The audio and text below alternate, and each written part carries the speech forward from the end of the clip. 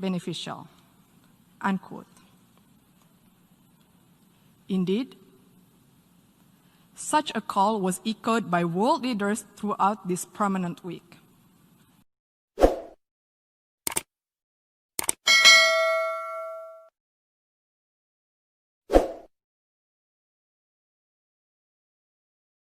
I call on the representative of Indonesia.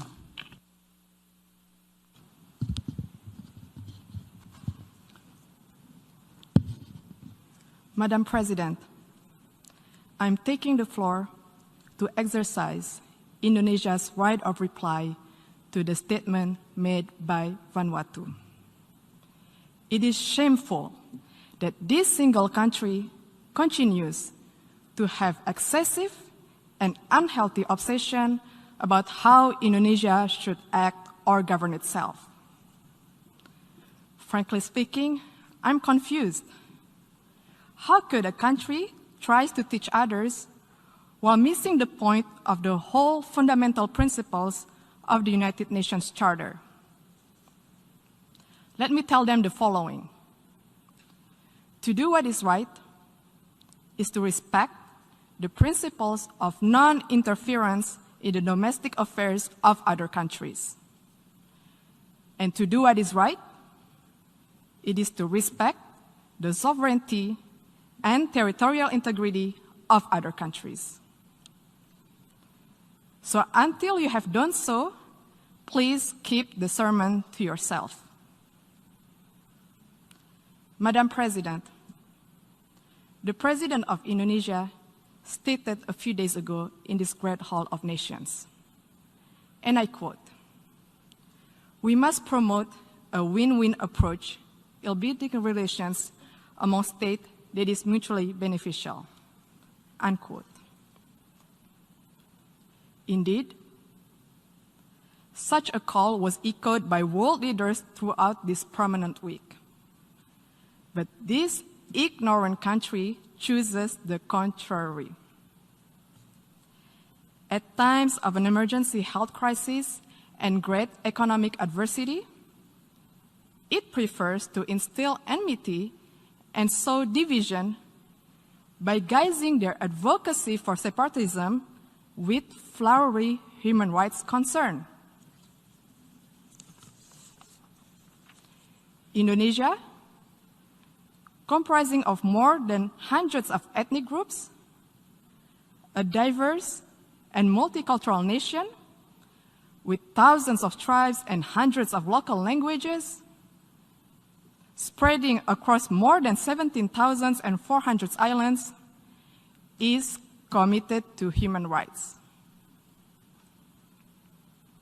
We value diversity, we respect tolerance, and everybody has the same right in this third largest democratic country in the world. We have also promoted and protected human rights where each individual has the same rights under the law.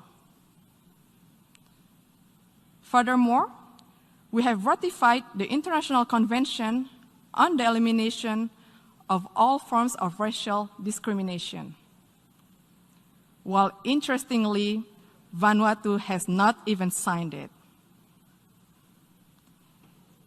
And how could one talk about promoting the right of indigenous people when it does not even sign the International Covenant on Economic, Social, and Cultural Rights, the core human rights instrument? This actually raises the question, do they really care about indigenous concern? More importantly, Vanuatu has not signed and ratified the Convention Against Torture and Other Cruel, Inhuman, or Degrading Treatment or Punishment. We call on the government of Vanuatu to please fulfill your human rights responsibility to your people and to the world. Madam President, the accusation of human rights is typical. a tall tale that they sell and stage over the years in the hall. Let me tell them, you are no representation of the people of Papua. And stop fantasizing of being one. Papuans are Indonesians. All of us play an important role in the development of Indonesia, including on the island of Papua. Madam President, the principles of the UN Charter, which Vanuatu clearly does not seem to understand, stipulates the respect for sovereignty and territorial integrity. Indonesia will defend itself against any continuing advocacy of separatism conveyed under the guise of artificial human rights concern.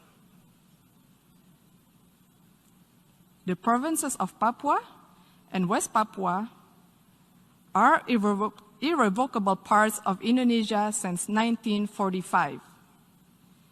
It has also been firmly endorsed by the United Nations and the international community decades ago. It is final, irreversible, and permanent. I thank you, Madam President.